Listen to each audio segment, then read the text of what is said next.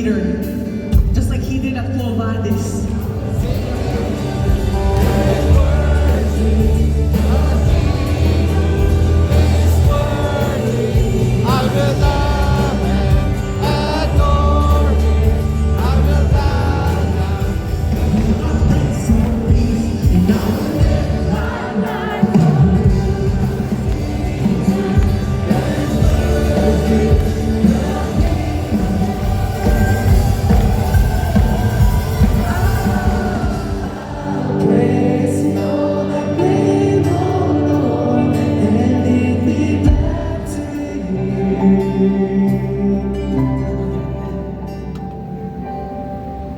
And you pull exclamation of faith.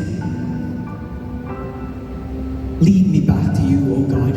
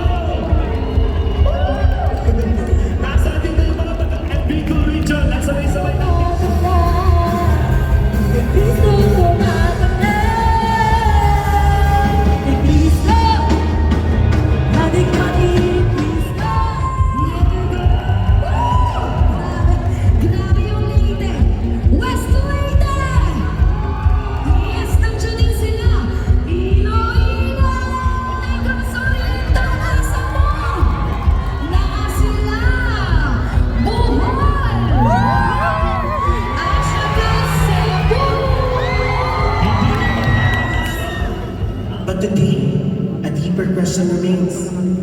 Is doing good enough? Or is God inviting him to something greater? Her friends admire her, and her post about faith helps them. From the outside, Camille looks like someone who is faithful. Pero ang hindi nila alam, si Camille mismo, hindi na niya nararamdaman kung ano yung faith niya. Pangako mo sa sarili mo. Sa pamilya ko. Bakit pabili ako pa? Yan! Serve ka ng serve! Pero hanggang ngayon, Hanggang kailan ganito?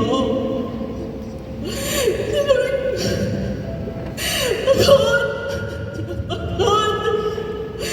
Pagod na po ako. yan! Pray! Serve! Pero wala naman nagbabago sa pamilya mo.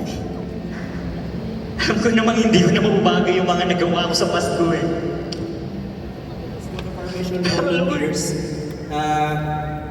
At si Brother Don, one of our mission volunteers ng MFC, meeting kami. Hindi kasi nakakonect sa main source. Nakakonect sa ibang source, kaya kinapos yung kuryente. Jesus. Amen.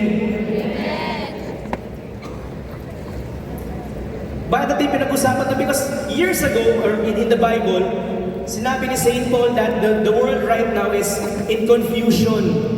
Sa historical context, yung verse natin comes from the book of Colossians.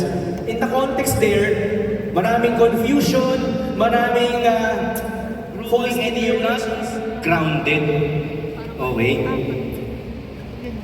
Kaya importante, it's important for us, my dear brothers and sisters, to understand that we need to have stable roots. Hanggang dito na lang ba talaga itong kwento ko? Kailangan kong magpakatotoo. Kailangan ko ayusin itong buhay ko. Gusto ko nang bumitaw. May pag-asa pa siguro. Mapaganti ko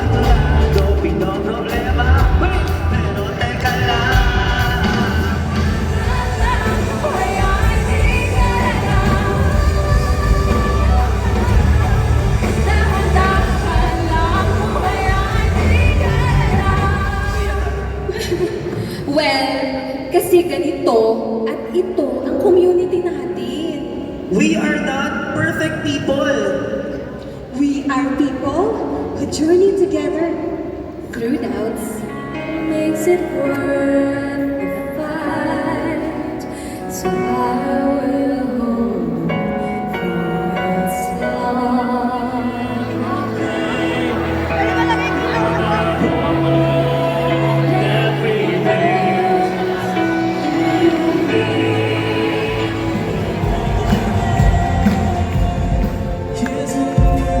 You make all things work together for my good.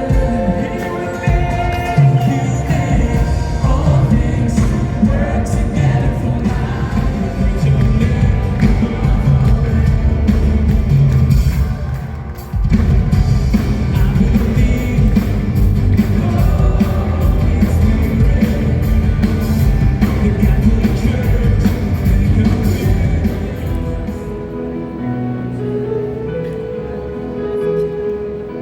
And so Mary, a sharer in his resurrection, who lives and reigns with you in the unity of the Holy Spirit, God forever and ever. Amen.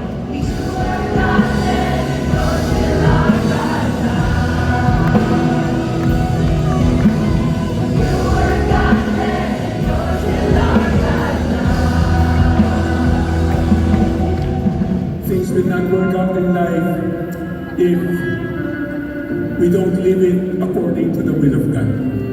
We just need to be open and willing. Thy will be done, Lord. The Lord Jesus went through this great length in order that we might be saved, and now entrust that work to you and I. Of the utmost importance is the work of evangelization. Doon at doon na uuwi. Hindi lang para sa atin to, ngunit para sa ating mahal sa buhay. And for many others out there that remain in darkness. He died last year, 79 years old.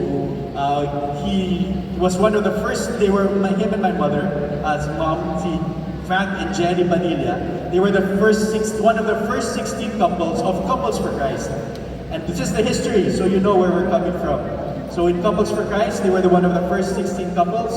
And then in 2006, there was a big split that happened in CFC. And we became CFC FFL, Couples for Christ Foundation for Family and Life. 2006. Why did that split happen? Because of, there was a project, Kawat Kalinga. Hindi naman ito lalabas sa live stream, di ba? Makabashi, ganyan. He'll speak the truth, and then if you comment, he'll also comment. But yung mom ko, opposite. Ready to fight, yan. A fighter yan. So I guess, nag-merge. So game na tayo. So in 2006, there was a split. Feeling may mga doors ng buhay natin magsasara. Eventually, we will lose hope. Mawawalan tayo ng pag-asa sa buhay natin. But you know what? In spite of these thorns in our lives, these challenges in our lives, kahit yung mundo talikuran na tayo, may someone na hindi mangiiwan, hindi na lalayo sa atin. Lagi siya nandyan para sa atin. Someone na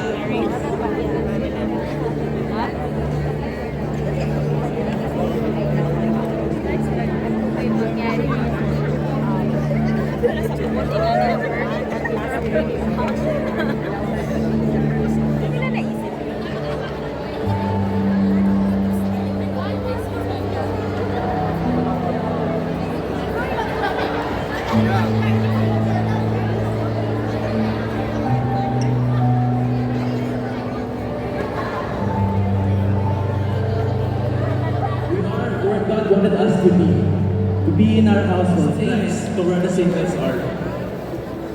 And para magawa na, my dear friends, for us to be radical for the Lord, simple lang kailangan natin. All we want and all we need is in the Lord. Amen! Lahat ng mga kailangan natin, mga lakas, confidence, mga salita na kailangan natin, it is all in the Lord.